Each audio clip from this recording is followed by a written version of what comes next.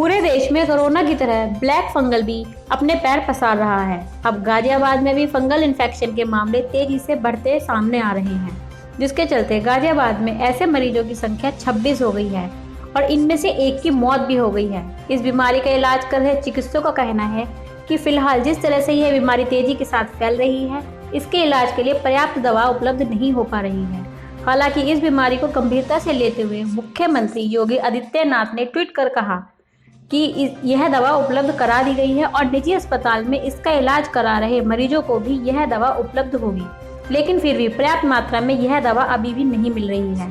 गाजियाबाद के आरडीसी स्थित हर्ष ईएनटी अस्पताल में इस बीमारी का इलाज कर रहे डॉक्टर ब्रजपाल तेवतिया ने बताया कि किस तरह यह बीमारी भारी संख्या में बढ़ती जा रही है और इसके लक्षणों के बारे में भी बताया। डॉक्टर साहब, कोरोना संक्रमण के साथ साथ लोगों को ब्लैक फंगस की भी शिकायत मिल रही है। बात करें गाजियाबाद में वर्तमान में आपके यहाँ भी कुछ ब्लैक फंगस के मामले आए हैं और जिसमें कि आज एक ब्लैक फंगस से एक मरीज की मौत भी हुई है। थोड़ा सा बता पाएंगे किस प्रकार से ब्लैक फंगस होता है, कैसे बचा जाए और इसके क्या लक्षण होते हैं? ये जो ब्लैक फंगस है इसको हमारी लैंग्वेज में म्यूकर माइकोसिस बोलते हैं।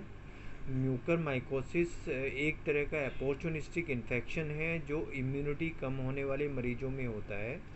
और जो ये कोरोना वाला सेकेंड वेव आया है इसमें अधिक स्टेरॉयड इस्तेमाल किया गया है जिसका नाम है डिपोमेड्रोल, और मेड्रोल करके टैबलेट होती थी। उसकी वजह से इम्यूनिटी पे फ़र्क पड़ा है लोगों के।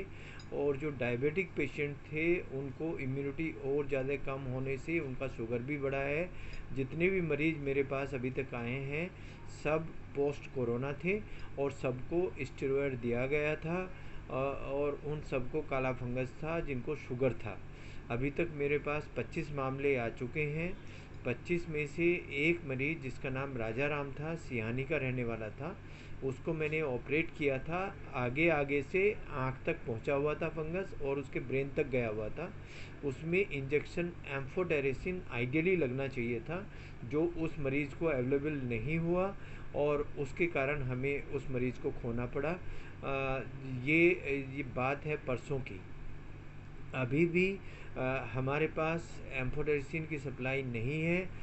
हम उसकी जगह एक दूसरा एंटी फंगल है जिसको पोसाकोनेजोल बोलते हैं। पोसाकोनेजोल जो एंटी फंगल है वो स्टैटिक है, वो इरेडिकेट नहीं करता है, वो फंगस को रोकता है, वो मारता नहीं है।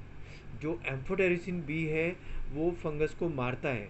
तो इसके दो ही इलाज हैं, एक तो ऑपरेशन से फंगस को निकालना और दूसरा उसको इंजेक्शन के ज़रिए मारना। तो जो मारने वाला इंजेक्शन है अगर वो अवेलेबल हो जाए तो इसमें जो साइनस तक इन्फेक्शन फैला हुआ होता है उसमें 50% मोर्टेलिटी होती है।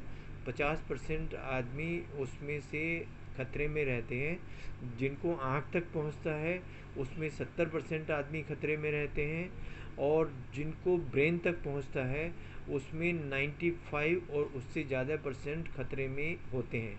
तो ये जो राजा राम था पेशेंट, इसके ब्रेन तक पहुंचा हुआ था और इसकी जो मोर्टेलिटी है जो ब्रेन तक पहुंच जाता है तो वो बहुत ज़्यादा होती है और उस पेशेंट को हम बचा नहीं पाते हैं क्योंकि खून की नसों को वो जाम कर देता है। सर, शुरुआत किसमें कैसे होती है ब्लैक फंगस की कि किस प्रकार से सिस्टम दिखाई देते हैं बॉडी के अंदर? इसमें अगर कोई भी पेशेंट डायबिटिक रहा है और उसको कोरोना हुआ है, उसको स्टेरॉयड लगे हैं, तो उसको ये अगर कोई सिम्टम नाक बंद का आता है, नाक के आसपास स्किन जो होती है वो सुन्न होने लगती है या उसका आँख से पानी आना शुरू हो जाता है, तो ये इनिशियल सिम्टम्स हैं। उसके बाद आँख से थोड़ा सा दिखना कम हो जाएगा, सर दर्द होने लगेगा और आधे चेहरे में बिल्कुल सुन्नपन हो जाएगा, आँख आगे की तरफ बाहर को निकल जाएगी जिसको प्रोप्टोसिस बोलते हैं। तो ये इसके जो खतरनाक सिम्टम्स हैं वो हैं। और अगर वो किसी पेशेंट को काला फंगस दिमाग में जाता है तो उसको फिट्स आने लगते हैं और वो अनकॉन्शियस हो जाता है।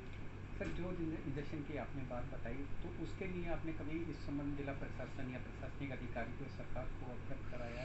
हमने हमारा एक कोविड ग्रुप है उसमें पूरा एडमिनिस्ट्रेशन है और सब हॉस्पिटल के ओनर्स हैं। उस ग्रुप में मैं हर रोज़ अपने जितने मेरे फंगस के केस आते हैं और कितनी मेरी रिक्वायरमेंट है रेमडेसिविर की, मैं रोज़ अपडेट करता हूँ।